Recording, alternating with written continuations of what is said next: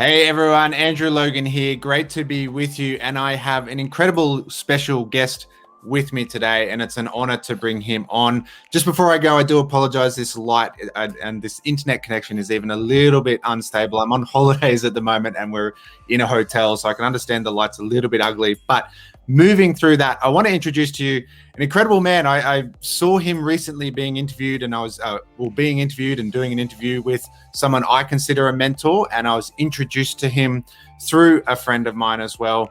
And he is not only like, there's a couple of things I love about him, but when you see people who coached your mentor, I found out that the mentor, the person who I see as a mentor, he actually coached him. So I'm like, okay, this guy is a pretty big deal if he's coaching people I really respect to, because they obviously respect and honor him. But he also has the philosophy that I really, really love. I always like to say the enemy of a great life is a good life. Michael says it a lot more bluntly, where he just says, you know what, average sucks. And we're not here to be average. We want to help have a great life. And that is what Michael's passion is. He works one-on-one with people. He works with billionaire corporate executives. He works with company owners. He works with people. His passion is absolutely endless for helping people create an incredible life. So it's great to have Michael Bernoff on. Thanks for being on, man. Andrew, I'm thrilled to be here. The second we connected and Mike connected us, I'm like, yeah, this is one of us. This is one of our brethren. So I'm super excited to be here and help in any way we can. And I'm happy you're on holiday. Yeah. That's the point of all of this, isn't it? To get on holiday. It's the point of everything we do is to enjoy your time. Well, I was thinking yesterday about like one line from a book I read yesterday. We might come back to that about, working on holidays and always finding that balance when you are driving a business. But I think we'll start at the start. And the thing, like I said, I really, really love is talking about this. Too often we settle for average. Yep. And we there's the goal of living a different life, the goal of success for a lot of people, but they just get hit right off the start of, I could just settle and I could just stay average, and it takes so many people out of the game. So why don't we start there?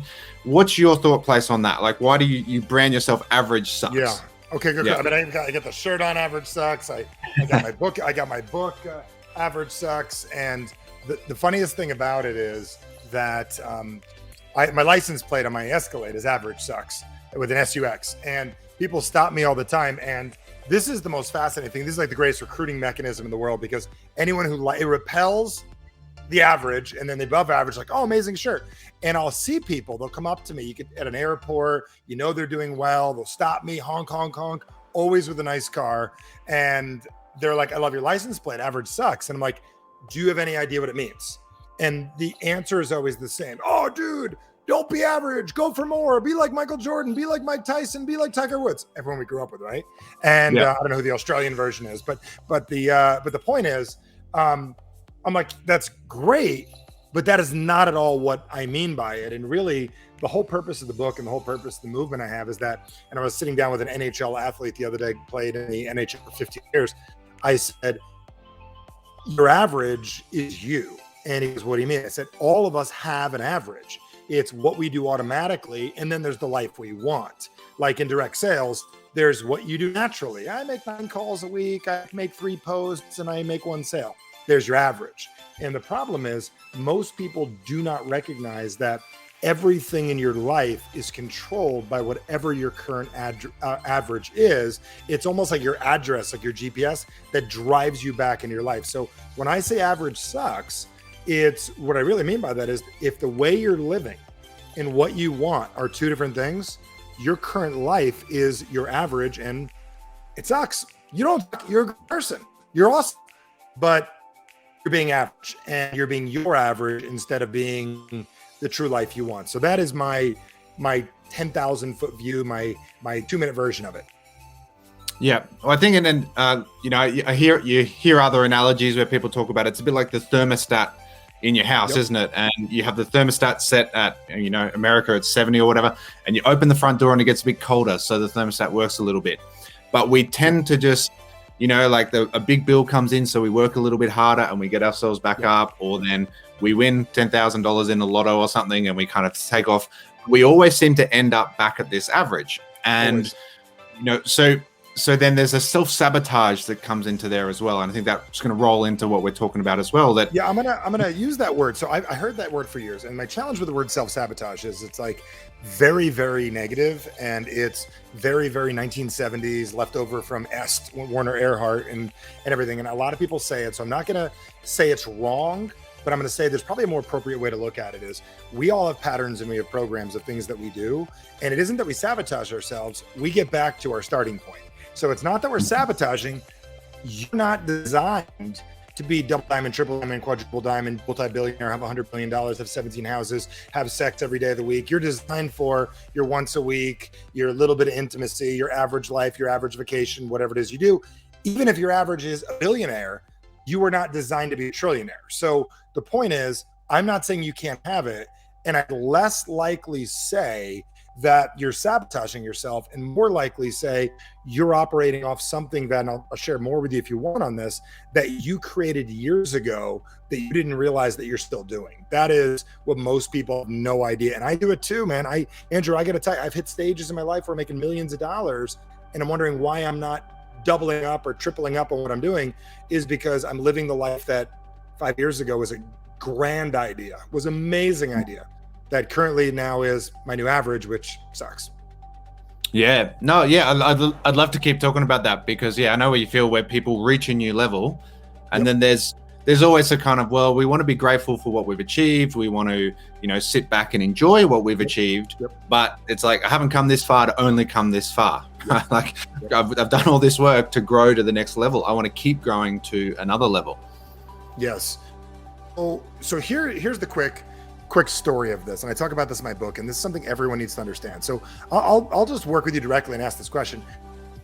Have you, Andrew, and everyone who's listening and watching this, no matter when it is, you could be watching this 30 days after we recorded this, if Facebook and YouTube and everything are still existing.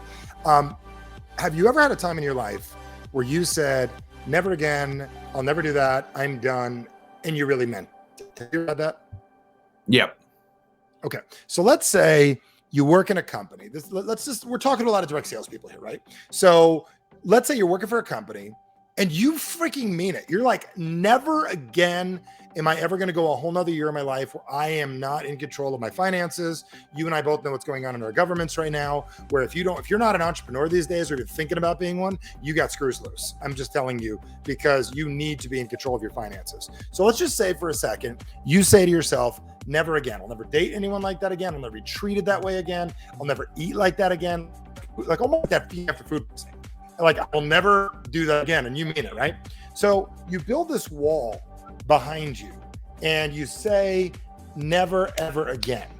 And I love this with the name of your podcast also, because it goes right along with it. And in that moment, your brain goes, okay, I don't want that. What do you want? And you randomly come up with something. I want to be free. I want to be my own person. I want to make 6 figures. Okay. So this is what most people do in life. They bounce back and forth almost like a ping pong ball between I don't want this, I do want this. And if you remember when people used to go to dinner all the time, like in 2019, remember this? We'd go to dinner and you'd be out. Most people, their conversations were what I don't want, what I do want, what I don't want, and what I do want. And it was like, it's people's whole lives. I mean, you sit down and recruit somebody, I don't want this and I want this. And it's like, they don't actually get what they want. They just want it. So what happens is to solidify. So here's your unconscious mind. Your mind needs your life to be easy. And all it wants is your life to be easy because it wants a purpose. Like, okay, who are we? And then it's like, okay, we want this. We don't have to get it, but we want it. And we don't want this. So who's your identity? So you build a wall, which is like your right hand, like you build a right wall to be right. And you build a whole identity of who you think you are, of what it is you do, what it is you don't do, who you date, who you don't date, how much you lift, how much you don't lift, all these things. And you got an identity. So your brain is always checking, does this fit in my identity? And here's the crazy part. For any of you that have ever said, like, man, I can't find good people, or it's hard to date, or it's hard to find friends. We recruit on the left-hand wall.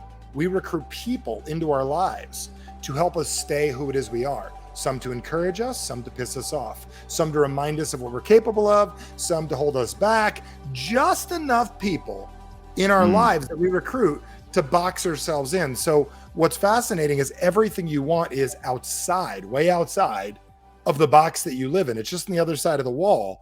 But most of us are settling for living inside of this box. And then when we finally get what we wanted, we're capable of so much more, but we don't realize it because we should be happy that we achieved what it is we wanted. So this is everybody's life. I don't care if you're Elon Musk. I don't care if you're the greatest direct salesperson in the world with Dexter Yeager back in the day with Amway. I don't care if you're the wealthiest, the best Olympic athlete in the world. Everyone is living inside of a box they created previously, not recently. And that's an important thing to understand. So that's a quick version of how we get here. And then the question is really, how do we get out? Well, I think that's, and I, again, so my background is health science and studying the human body. And I remember we would always learn about, some of the lessons you learn at university 20 years ago that are still in completely different ways, still helpful now. And, remember when we're learning neuroanatomy and just the energy that the brain consumes every day. Like when we're going through everyday life and we think about, lifting weights and going for a run, but our brain is just churning up energy. And again, we see that, I certainly see that through a kind of medical lens from 20 years ago of the effort people will go to not use their brain, essentially. They use extra effort to not use effort. Yeah. And there's almost that sort of like, I will, and my job in the medical science, I mean, I was a physical therapist, so it was heavy on my body, it was heavy on my hands, and it was quite emotionally draining as well. And then I'd come home and you're like, you've got to find your way out. You've got to get out of this. Like, you've got to kind of get off this path. Yes. The energy to then use my brain to sit down and read a book, the energy to sit down with a piece of paper and actually draw out a business plan. And I'm like, you know what, just go spend 8-10 hours using your body again, because that was easier. Well, that's something you knew. You understood the risk and the reward and the wins, and you knew that you could hide behind that because worst comes to worst, you're good at that. That's your winning formula, right? Yeah, that was it. And it was just like, you know what, like, you're going to be earning a good 6-figure income. You've got a degree. People respect you. Don't be greedy. And that was almost, like Australians, the Australians kind of that, like, don't put your head outside the box. Like we wear kind of, being a battler as a badge of pride on our chest kind of thing. And there was this very much like, hey, you've got a degree. Why are you trying to do something different? Why not just be like everyone else? Was sort of the mantra in Australia. And so, and I still see that now. And as I said, like, we can sit there and go, look, we have actually created an amount of success. Just enjoy that. The kids, you take them on holidays and stuff. And it's like, well, yeah, but then I get really bored. I'm just going to get bored if I'm not actually finding that next level to try and break into. So I'd love to sort of touch on how you talk about habits, because that was something I really love from other speeches I've seen you do about, people can label habits good or bad, and people can label foods good or bad. And it comes down to, well, is it serving your goal of moving forward, really, rather than is it actually good or bad? Yeah, I'm not a good or bad person. I've been studying the neurosciences for years, and the definition of good and bad is a control mechanism. And what I mean by control mechanism, it's a way of like controlling ourselves, like we're kids. Like, oh, you're a bad boy, Johnny. You're a bad boy, Susie. A bad girl, Susie. Like, you shouldn't do that. So I immediately just tell you, everything is good depending on how you define what good is. So a huge belief that I have that it serves me in a big way is that everything we do in life has a good intention behind it, or has a possibility of being a good thing. It just has to be utilized correctly. So when I make the statement, I'll be on stage, thousands of people, and I'll say, hey, listen, how many of you think, direct salespeople, how many think quitting is good? And like, no hands go up. Like, quitting's a bad thing, because we've been trained that you shouldn't quit. Don't quit Little League. Don't quit soccer. You guys call it football. Don't quit this. And I'm like, hey, God, all right, so quitting's bad. They're like, yeah, okay. So if you smoke, it's a good idea to quit. Oh yeah, well, that's good. Okay, so here's my belief. If you can quit Little League, you then understand what quitting is. You know how to stop doing something. You could probably quit smoking. So some of you are like, is it okay your kid says no to you? Well, no, my kid should never say no. Okay, well, if your kid doesn't learn how to say no to you, and you got a daughter, you better hope she's good at saying no later, right? And especially guys too. You better hope someone's like, hey, let's go drink this. Let's go steal this. Let's go shoot something, right? You better hope your kid knows how to say no. So you've got to realize procrastination, which is looked at in society as like, oh, evil people. Like procrastination for business owners up there, like with the vaccine conversation. It's like this awful thing, like nobody should procrastinate. People have opinions on it. And my opinion is procrastination is wonderful when utilized correctly. So if you procrastinate to make your calls, well, that's not good. But if you procrastinate to overeat, that's wonderful. If you procrastinate to procrastinate, if you procrastinate to burn yourself out, meaning like I only go to a point and then I know to stop. Okay, I'm going to procrastinate right now. I'm going to turn on my procrastination and I'm going to not go over the line. Then you don't get burned out. So this is not a free for all where like, okay, Michael Bernoff says, go quit and go procrastinate. No, what I'm saying is if you're procrastinating, growing your business, congratulations, you have a very good technique. You're using the wrong way. You are using a BB gun to fight a war. And you don't want to use a BB gun for that. A BB gun is used to shoot little bottles in the backyard and have fun, right? Something very, very different. You can tell I live in Arizona. But the point is where I'm going at with this is if you procrastinate, instead of beating yourself going, you know what? I'm using this in the wrong place. Let me use that same level of procrastination on sugar, on overeating GMO food. Let me procrastinate to procrastinate. Let me procrastinate when I'm about to yell at my kid or my wife or my husband. Let me procrastinate then. So learning how to use your skills at the appropriate time is really the difference between those that are incredible at things that are professional and people that are average in life. I know when we talk, I really want to keep on a roll in this conversation, but I do just want to say, guys, if you're getting great value out of what Michael is saying and it's really helping some of those synapses in the head, the light bulbs, make sure you drop a comment, let us know. And I know the other day you were giving out your book. I'm not going to put you on the spot like that. I've got an event coming up this weekend. So if you're sharing this out, drop a comment that you've shared as well. I'll send you a free ticket to my event. Wow. I know Michael is going to be coming along to future events as well. We've already kind of talked about that. We're already feeling the energy, aren't we? Yeah. So if you want to be coming along to the Network Marketing Freedom Fest event as well, share this out. Let me know. I'll send you a free ticket to that. But I do want to keep on this. Talking about the sharing thing. I just want to talk about this, leaders. I get 0 for telling you this. You get everything for doing about this thing. By taking 2 seconds and hitting that share button, I want to tell you what that does. 2 things. 1, it shows your leadership. Number 2, you never know who's going to see this. That has nothing to do with your company, your business, making money or anything that is going to make a difference in their life. There could be somebody who's dealing with trauma problems. I mean, every one of us has heard awful stories in the last year about things that you should never hear, about mental health and different types of things. What if you share and comment? And I would do in this order. I would like, comment, then share. And it winds up on your wall and your uncle clicks it. And because your uncle clicked it, it winds up because some algorithm, his assistant looks at it and she's having a tough time with her child. And something we said made a difference. Even if it never gets back to you, let's fill the walls online and on YouTube and everything else and in inboxes and text messages with positive, so they don't have to look at political crap. They don't have to look at what's going on in Australia, what's going on here, what's going on there. I'm just asking you to be part of good's the wrong word, but part of the movement of making the world better. So that's, your share has nothing to do with we told you to. Your share has everything to do with, if this winds up on your wall, you're giving someone an option of something bad they have an opportunity to look at. And very positive what we're talking about here. Well, I think I love what you said there, because you basically took the question right out of my mouth. But I think, again, we're talking about like the leadership is a huge thing in our industry, and leadership is a huge missing thing in the world as well. Like, we're all Do they even have it anymore? Does it exist? No, again, not to go down too many sort of paths there at the moment. But when we talk about leadership is always seen as a great thing, and then peer pressure is seen as a negative thing. But to an extent, they're also one and the same coin. It's sort of like, well, peer pressure is like, Johnny told you to jump off the thing and you shouldn't have, you're peer pressured into it. But then Michael has encouraged you to help lift up the world and do some simple things to help share great information out there.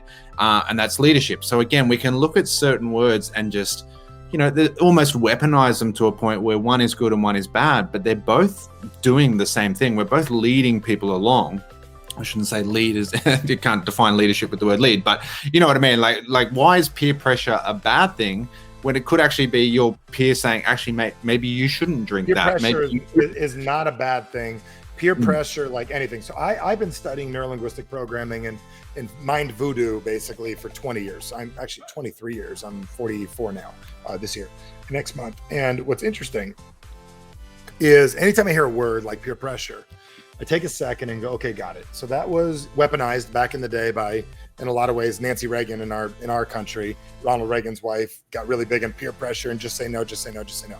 Okay, we need to just say no to certain things. And when you say just say yes to certain things also, because in the same coin of training people to just say no, you're also telling people to say no to their trainer, to salespeople, and different types of things. So peer pressure is something we need to learn how to be good at and use effectively. So the same systems that a drug dealer, like I'm going to be honest, when I was in direct sales, the number one guy on my team was a drug dealer at one point, recovered drug dealer. Let me tell you about this drug dealer. He understood distribution. He understood networking. He did not have an economic opportunity, grew up without parents. He messed up his life, had to go away for about 5 years. He is now still to this day, if he wants to announce himself, he can, one of the greatest direct salespeople on earth. He just did not have the skills to use. So he took the ability to build teams like he used to do basically in gangs. He took that and he builds teams. The guy's got 50,000 people in his direct sales company. That was 5 years ago. I can imagine how many it is now, but it's the same skills. So what's fascinating is anything applied has to be applied with the right means. So I love that you said this because leadership and peer pressure, they're very similar. I know Elon Musk, I think, tweeted the other day, didn't he, that like a middle-level drug dealer can probably help you more than an MBA from Harvard, I think it was. I didn't see that, but I would guarantee you that because the drug dealer has dealt with distribution. They have dealt with people, challenges, tough decisions. The guy in Harvard hasn't even started a business yet. Now, I know some have, most haven't, and I would take a child when we hire, like one of the best questions you can ask as a direct salesperson when you're recruiting is, what was the first thing you did to create economics in your life? I always like to ask that question at the youngest age prior to a job. And if they're like, I had a landscaping business at 12, all right, well, you're hot on my list now. How'd you do with it? We made $8,000 in one summer. Dude, you got skills. Somebody's like, oh, I got an MBA. I don't really want you on my team. I'm not saying I don't like MBAs. I love a guy. I said, hey, listen, have you ever sold Cutco knives or Kirby vacuum cleaners? Yeah, for 5 years. Shit, you're good. That you dealt with rejection, all kinds of stuff. So I'm a big proponent of finding out those things. So I know we got a little off track, but I'll take any track you got. No, well, I think, and I was only thinking of this the other day. I can't remember who I was talking to about it, but just exactly what you're saying that, we think of the, Robert Kiyosaki and his kind of, groundbreaking Rich Dad, Poor Dad, and his rich dad told him, like, I want you to just go out and sell printers. Yep. Go out and work for Xerox and just handle rejection, go up, knock on doors and just keep on knocking. And those skills and like he's gone off and written these books and done a lot of things over his life, incredible, that it all came back to that mentor in his life saying, you know what, actually you need to just work with people. Very first thing we need to do is and learn how to innovate. We need to learn how to use our brain and the skill of overcoming situations. And I think we, come back to what we're talking about, where when we make those, commitments in our life, like, you know what, I am going to grow, I'm going to build my business, and it's a non-negotiable. I'm going to do it no matter what. When we make those commitments, then everything else starts to change because we bring in those innovative parts of our brain and we start to problem solve. Whereas if you say, you know what, if my business grows, all good. If not, all good, no worries. Then we just let our brain say, oh, well, I'm not going to figure out that problem. I'm not going to solve this thing. Yeah, it's such an interesting thing. Like I go back, you reminded me, I read Rich Dad, Poor Dad probably 20 years ago. And he lives here locally here in Phoenix, in Scottsdale. And what's interesting about that is most of us don't realize that the skills that we get from other places. Like I in life always tell everybody, if you haven't done a Spartan race or a Tough Mudder or something, go do something you're not used to doing. Go check out CrossFit, Brazilian Jiu-Jitsu, go to Toastmasters. I sometimes tell people, like, if they're having trouble working on their business, like trouble making calls, stop trying to make calls. Go donate your time to your church. Ask them if you don't mind making calls for them for the local holiday fund, or donate your time to a Kiwanis or a group, or you want to save the koala bears, whatever it is that you want to do. Go out there and do something like what you would do to get the skill that you need. Like I loved back in the day, there were things I always looked for. I always looked for athletes to recruit because they had it in them. I liked people that had military background or parents that were in the military because they've moved 15 times. They've been through tough situations. They probably were run like a military household, or if they had a military background. So if I could find like A.L. Williams back in the day, I don't know if you ever heard of him, but A.L. Williams, one of the biggest direct sales companies in the world. He only hired gym teachers. What were gym teachers good at? They were good at cardio, they were good at speaking, they were good at running classes, they had to figure things out, they had to get creative. He literally hired gym teachers and football coaches and built one of the largest insurance companies in the world. So why I'm saying that is what we get our skills a lot of times from parallel things that have nothing to do with what we're doing. So maybe it isn't getting on the phone and making calls. Maybe it isn't just posting. Maybe it's taking a creative writing class at a junior college and learning how to get better at writing. And then you get better at copy. And then your website, your web work gets better, and your social media. I know that, yeah, there was a conversation going on in a group that I was in the other day, and they're talking about, it was an entrepreneurial group, and there was sort of this like, why would you send your children to college or university if you were an entrepreneur? And as you say, like for me, two things: doing my physical therapy degree, it taught me a lot of things, and I had a great social life, and I built a great network while I was at university, doing a lot of silly things at the time as well. But two things I did learn was, one, I learned how to walk into a room or have someone walk into a room, and I could very quickly listen to them, figure out their problem, and then provide a plan for them. And that was a skill that I learned over tens of thousands of patients. And when you're a physical therapist, right there. Yeah, and it's like when you're a physical therapist, you generally, they're standing there maybe in a singlet and shorts, but you're not looking at x-rays or anything like that. You're just getting information, and then you're doing that. And then it was through that actually that I met, my sponsor who introduced me to this industry was a staff member of mine. So, I look back of all those things I learned 20 years ago, and it's incredible how they've come around full circle. But I wouldn't have done that if I hadn't made that commitment and had that dedication to, like, I've started this, I'm having second thoughts the whole way through, but I've committed to this, I'm going to go through. And as you say, I think if I'd quit that, I probably would have just started creating quitting as a habit on other things, but it would have been negative to my life because I made a commitment to see through what I said I would do. And there's a difference. I mean, you make a commitment, and commitments are super important when they are important. I want to put it that way too. A lot of people feel like they're committed to things that they shouldn't be committed to. So because it mattered to you and you were committed to it, but you weren't doing it out of guilt and obligation, you were really doing it as a person. What happens is that level of commitment, if you quit that, that's going to harm you.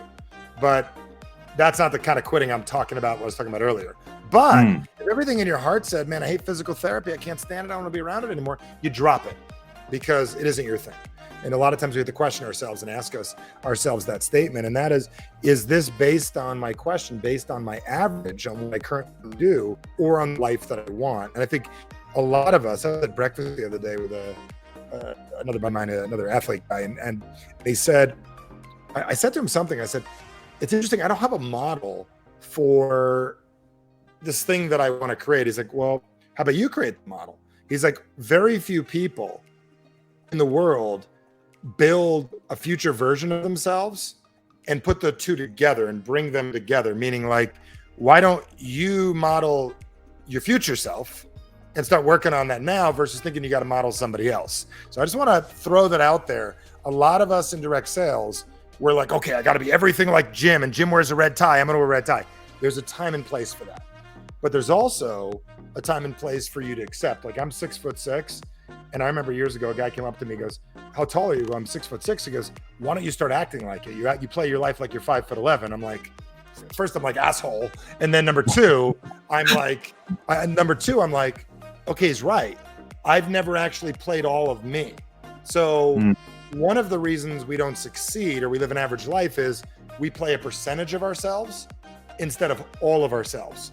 And there's always another year.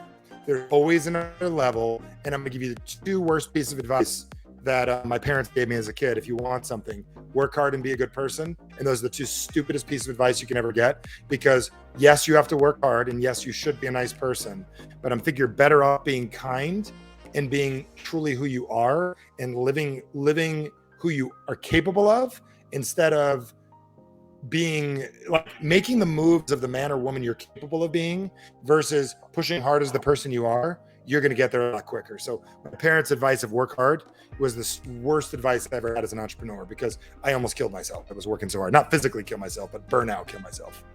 And I think, again, people are like, oh, it's when you're an entrepreneur, it's about working smarter, not harder. But well, actually, it's about finding your passion, finding something you really love. But you do still have to, there has to be a work ethic to it, like say, but we also can't burn out. And it does bring me back to what I was thinking about right at the call. But just while you were saying there, I think it's really important, again, when we talk in the direct sales industry, duplication is a really, really popular mantra at the moment. And again, people can misconstrue duplication a little bit of like, well, Andrew said this, so I'm going to copy and paste it.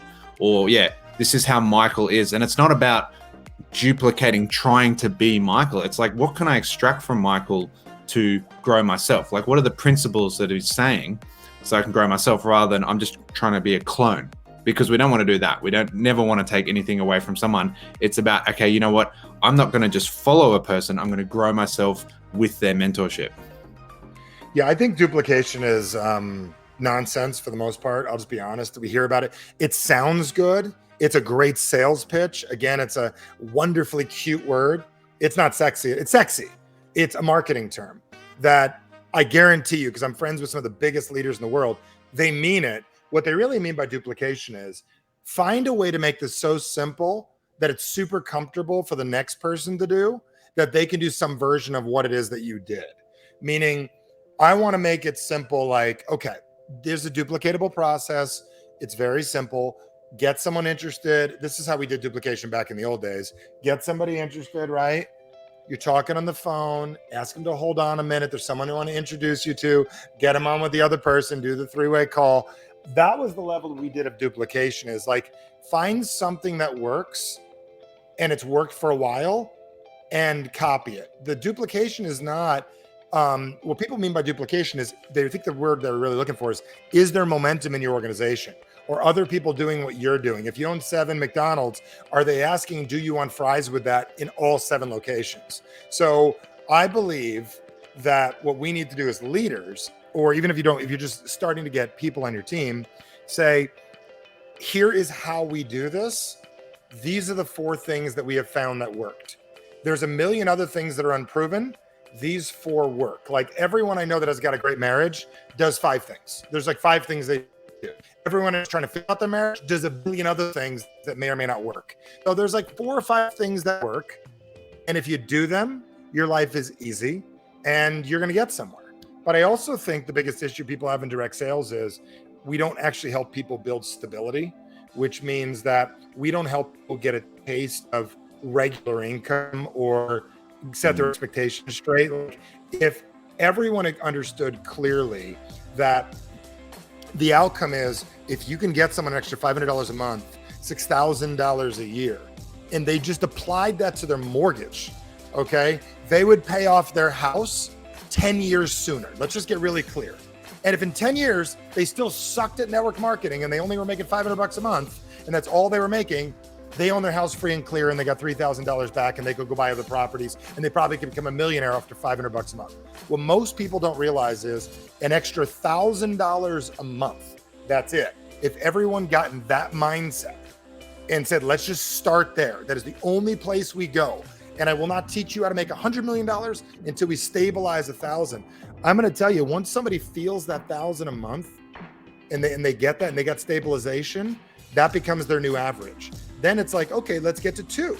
Let's get to 3. I think this nonsense of let's get to $80,000 a month, that does work for some people somewhere. But if everyone had it in their minds that you get good people that have jobs that make 80 grand a year and you get them an extra 1,000, don't quit their job. There's extra income for them. It's college money. It's fun money. It's a group. I don't think the industry talks about that enough. How much an extra grand a month? Listen, when I invested in Tesla, was buying it at $99 a share when I got it. I own thousands and thousands of shares of Tesla right now. If you would have had an extra little bit a month, think about even Apple. I own so much Apple stock. If I was buying that at $89, $88 back in the day, if you just literally got people started and got them a little extra money and showed them how to be wealthy, oh my God, your organization would just quadruple. I'm not saying get into investing. I'm not selling anybody on that, but I'm just telling you, real duplication is teaching people how to have an extra $500 to $1,000 a month. Your organization would explode if everybody was doing that. I think it must have been about 2011 because I was living in Whistler at the time. I remember when Apple first broke 100. Fancy pants. That's a great place. Yeah. Well, yeah, I was working. That was, part of the freedom lifestyle. And again, like that, I think what you just said, like, I think we could bottle that and talk about that for hours itself, because that's the thing I'm really passionate about is showing people that, like so often our industry is the greatest stepping stone into financial freedom, but we've got to learn how to take care of money. And this is the greatest way to increase a side hustle income. And then if you put that money to work, then you have financial freedom. But so often, and I was just talking about this the other day, I was doing an online event and we're talking about people get so caught up. There's a lot of bonuses and, if you do this, you get this $1,000. And if you do this, and it's like, that's dessert. That's great. And it's nice to kind of have a little sweet treats every now and then, but reliable, sustainable money coming in every week. And if you can then put that to work, that's actually, and it's the process of financial security on the pathway to financial freedom. But there's no financial freedom from just making heaps of money. There's financial security if you don't have a home loan. And you can take that monkey off your back and you can just show up at work a little bit differently and you can breathe at the end of each month because you don't have to worry about your home loan. That energy could change everything, but we don't sell that. We just sell like, here's your Porsche, here's your holiday, like all this kind of stuff. It's like, what if you could put $200 a week to work? Then you'd actually have financial freedom so much faster than the person making $1 million a year who's spending $1.1 million. So you can't. So this is the part people don't get. So let's go back to the box I talked about 30 minutes ago, right? If you start talking to somebody about buying a car that's $100,000 US, right? And the car they have right now is $12,000. They don't even have a neural pathway to explain how to get there. So like their brain is, and this is like crazy understandable. I don't know if Facebook kicks me out for saying this, but your heart and your brain are two different things, right? So your heart is like, oh my God, I want to go talk to that girl over there. I want to talk to that guy. He'd be great on my team. They're attractive, whatever it is they want to do. And your brain is like, sounds great. How are you going to do it, asshole? Like, that's how they communicate. Like men are from Mars, women are from Venus.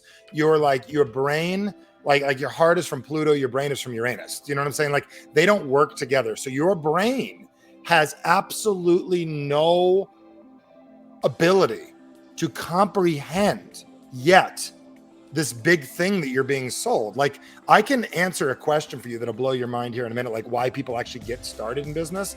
And it's not even what you think it is. Like when I explain this in a few minutes, if you want me to, you're going to realize real quickly why everyone is asking the wrong question. This has made me tens of millions of dollars. Now let's not talk about sales. Made me tens of millions of dollars. I'm gonna give it to you in a couple seconds if you want it. And why it's important to understand is if you can show somebody something and then they can actually feel it, experience it like it's real, they can do it again. But where we're screwing people up is we're dopamining. Like this is why dream boards disgust me a lot of times, because they're a drug. It's like most personal development people are drug dealers. I like dream boards. I have dreams. I have a dream board, but you also have to have a nightmare board. And your nightmare board is going to motivate you a lot more. Like if I don't go for my dream board, here's how bad I'm going to feel. Like you have to give yourself two options to make yourself be motivated to go after the dream board. But let me ask you this.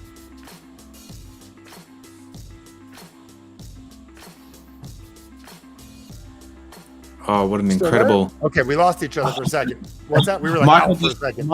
I was going to say, Michael just gave you the key to life. And just as you stalled, he gave you the most amazing answer ever to a question. And then you stalled right at that point. But we got you back. So let me ask you this. What was the reason, Andrew, you decided to get into direct sales? Well, so personally for me, I decided because I needed to lose weight for our wedding. So I came in as a product user and I needed to lose weight for the wedding. The decision came to look at the business model when Angie fell pregnant, and it was like, you know what we're doing isn't working. That was essentially the decision. And it's like you say, it was that nightmare board was like future pacing. What we're doing is not sustainable with another child in the house. And until we do something different, nothing's going to change. So that was the decision process, I guess. Okay. So I'll get on a Zoom and I'll do this. I'll come out to one of your trainings one day and I'll ask everybody this, and they're going to forget. Even though I'm going to tell them this, I'm going to go slow. I'm going to tell you this will make you a lot of money if you understand this. So what happens with people is they think the reason they started is the reason that they really got motivated. So like, oh, dude, it was the comp plan. No, dude, it's the product. Oh man, it was Jim. I was so motivated. Zero reason why anyone got started ever has been a comp plan. Here we are trying to explain comp plans to people. It has never been the product, trust me, and it wasn't with the product with you either. And I'll explain why in a minute. It wasn't the product. You were not where you wanted to be health-wise, and you were open to the product. This is the part people don't get. We as human beings like to solve problems. We get in a company and we're like, oh my God, you go, we're debt free. And oh man, you got to understand, and you could have a Porsche. You might sugar high somebody for 90 days and you wonder why they quit. So my favorite question to ask people is, what's not perfect in your life yet? Now I want to throw that by everybody for a second. I want you to think about that. Yet presupposes things can get better. But when you say to someone, so what's not perfect in your life yet? They're gonna be like, well, I just don't have enough money for my kids for college, or, this whole being at home thing is really painful. We're bored. We don't know what to do. Or, I'm just a little overweight, or the older I get, I have less energy. And what's amazing is your company is a solution for everything they're telling you. But unless they have a problem, you can't keep them in. Like everyone's like, oh, you got to know your why. Sure, I love whys. What I really love is what the hell happens if this doesn't work, because you don't have a backup plan. So I need to, 90 days later, when you're about to quit, I'm going to look you in the eyes and say, Julie, remember when we first met, you said that you just didn't have a lot of energy and you were worried about being able to run around with your grandkids one day. If you stop buying the product, your energy is not going to go up. It's only going to go down. And I want to help you with that. So I want to be really clear with everybody that the reason people get started in the business is they don't have the right friendships. They don't have motivating people in their life. They feel lost and confused. They're scared at their job. They're worried about their finances. These are the conversations that we need to comfortably have with people and be like, okay, great. Well, let me ask you, Bill, like, have you really thought about your financial future? Like where you're headed and what you're doing? But most network marketers are like, oh, you got to see my comp plan. No. I don't want to see your comp plan. I want to know you care. And I'd love it if you sat down with me. This is not a prospecting conversation. This is after we've done the prospecting, but to sit down and go, Jimmy, when it comes to your job, like what's not perfect yet with it? Like, he's like, well, I just don't see extra money. Like, okay, so what are you doing to solve that? Well, I don't know. Okay. Well, are you open to looking at things? Cause I'm doing something and all I'm doing is this thing a couple hours a week, make an extra couple $1,000. It's making a difference. Plus they're super cool people. Like, do you love the people at work? Oh man, they're assholes. Okay, well, I'm going to tell you on Thursday, we're having a meeting and I'm going to tell you the most motivating people you've ever been around. Even if you just come to hang out, it's good for your psychology. I'll be there. And the reason I'm bringing this up is if all of you could get off the whole idea that it's your comp plan or it's your products or it's that Jimmy lost weight, it's not that. It's that you need to propose a problem to then offer a solution, and then people are going to make a decision. Because what you're not recognizing is, and this is the whole part about average sucks and your identity, is you're asking human beings to admit that their life doesn't work. You're literally asking them to admit that what they've been doing for 5 years, 10 years, and 15 years doesn't work. They might say yes and might act like they're interested.